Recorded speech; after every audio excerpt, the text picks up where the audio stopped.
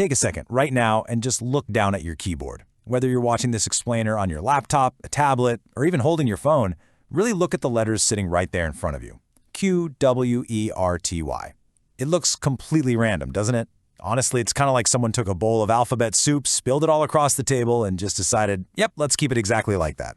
But here's the truly wild part. This exact layout is used by billions of people around the globe every single day. It's one of the single most important designs in modern life. It helps us fire off emails, send our texts, search the internet, code our software, and literally run global businesses. So that brings us to the ultimate mystery we're unpacking today. Why does this incredibly vital tool absolutely refuse to follow the simplest, most logical order we all learned as kids? Think about it. We all know A, B, C, D, E. Why on earth did humanity abandon the perfectly logical alphabet and deliberately scramble it into the chaotic layout we have today? Section 1. The QWERTY Mystery, the Alphabet Soup Paradox. Okay, let's dive into this. Human logic dictates that a keyboard should be alphabetical, right? That's how we learn letters. A comes before B, B comes before C. It's simple, it's intuitive, and it's super easy to remember.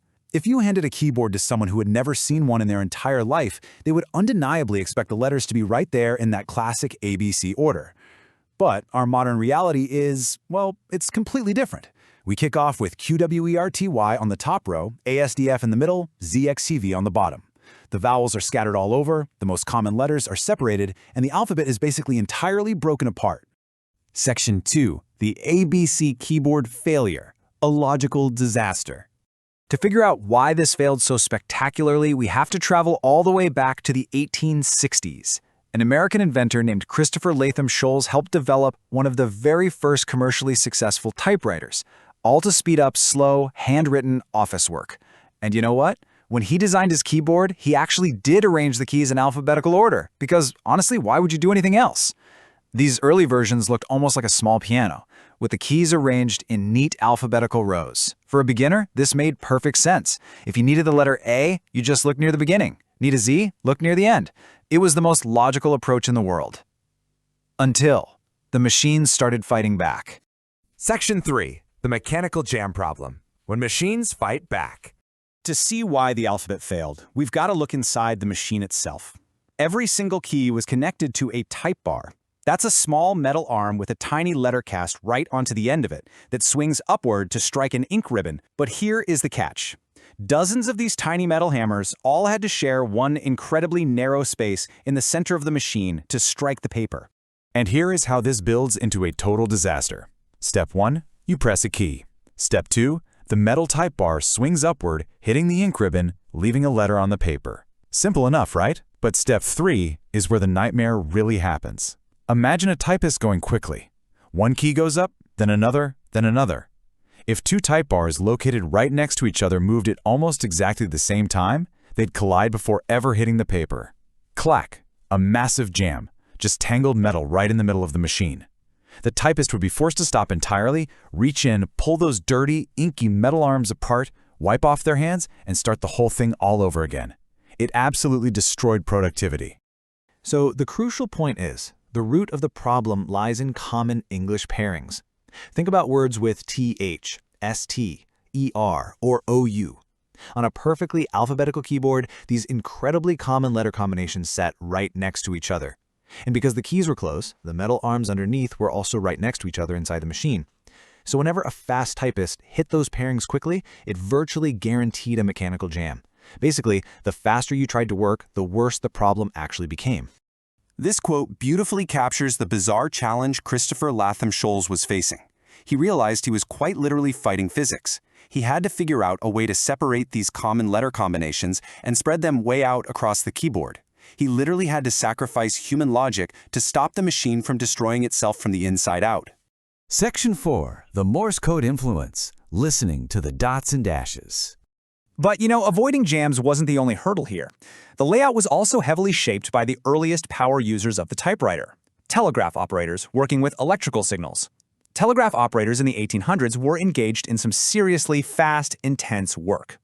They'd sit and listen to Morse code, electrical signals, short pulses, long pulses, dots, dashes, and they had to translate those sounds instantly into written messages on their typewriters.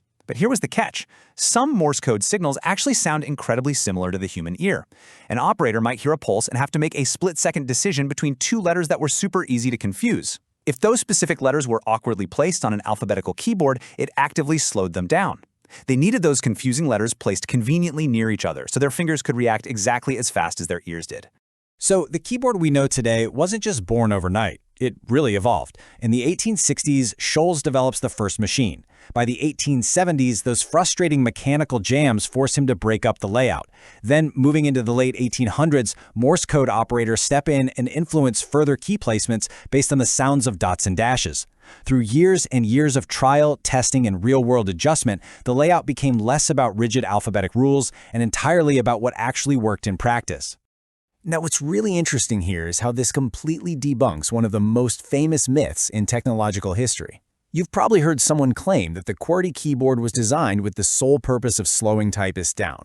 Well, that is just not true. No way. It wasn't about making humans slower. It was about making the machine usable. By reducing mechanical jams and placing keys where telegraph operators needed them, the design actually helped people work faster and more consistently in those specific, highly demanding situations. Section 5. The top row sales trick. Selling the legend. Okay, I want you to look at the top row of your keyboard right now. QWERTYUIOP. Do you notice anything special? And this brilliantly illustrates a massive historical Easter egg. You can spell the entire word typewriter using only that top row of keys, TYPEWRITER. Every single letter you need is right there in a single line. Talk about the ultimate sales trick, right? According to popular history, salesmen trying to push this brand new, very expensive technology onto skeptical business owners used this layout to their massive advantage. They could quickly and flawlessly peck out the word typewriter using just the top row. It looked incredibly smooth, it looked super impressive, and it made the machine seem completely effortless to use. Now, whether this was a stroke of absolute genius planned by the inventors from the very beginning, or just a deeply convenient coincidence discovered later, it added to the legend. The keyboard layout wasn't just a physical necessity anymore, it was an essential part of the machine's identity and a primary tool for selling it to the world. So, we return to the exact question we started with. The next time you sit down to send an email or shoot off a quick text and you find yourself wondering why the letters seem so incredibly mixed up, remember this explainer. You are not looking at random chaos. You are looking at a 150-year-old mechanical compromise. It's a living history of brilliant invention, extreme physical frustration, clever business tricks, and just deep human habit. The mechanical type bars that forced this design have been gone for decades, but their ghost still totally controls our digital lives today. Which leaves you to wonder, what other invisible forces from the past are secretly guiding your daily life right now?